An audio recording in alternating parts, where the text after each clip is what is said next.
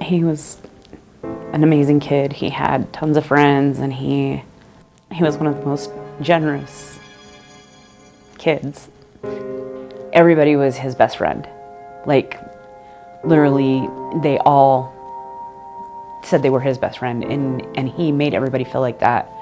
When he was like 12, they were at a jazz game, and they were taking tracks home, and there was a disabled man down there who was lost, and Tyler wouldn't leave him down there.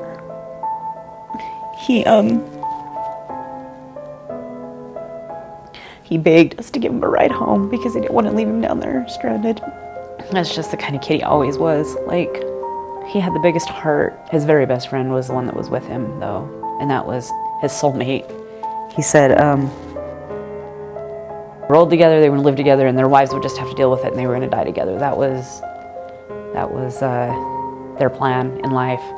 They were going to have this trip just to kind of blow off some steam. So they went down, they went through Vegas, and just had a blast. And then they went to Arizona, and then they decided they were going to come home, but they were going to come home the long way, which is through Flagstaff and the Grand Canyon and up through, the more desolate parts of Utah.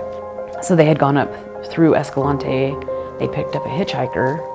They hit about Nephi, I guess. And Darren started to get drowsy. There were other people on the road that saw them and said that he was kind of doing the, like, accelerate and then kind of letting off the gas. Like, when he realized, like, when he kind of woke up or whatever, I guess, he would accelerate again back to the freeway speeds, and then he'd kind of start slowing down again. And so I guess they made it to Santaquin, and Darren went off the road, and he started to try to get back onto the road, but he ran out of shoulder. He hit the guardrail, and the car started just kind of sliding down the guardrail.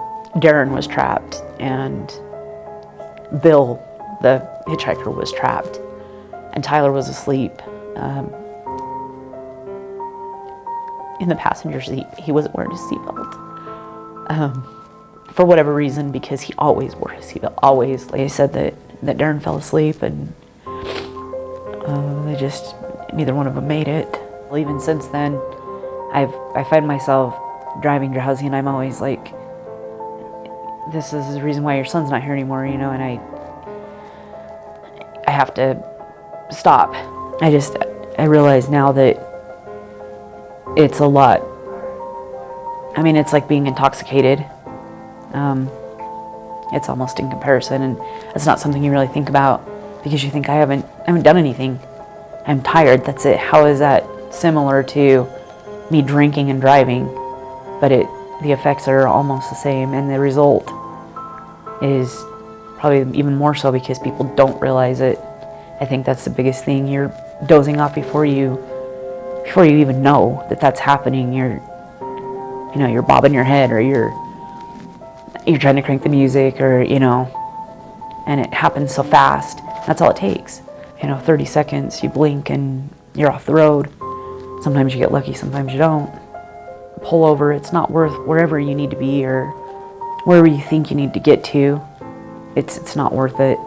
It's better to get there than stop and sleep or nap or rest, then get there on time.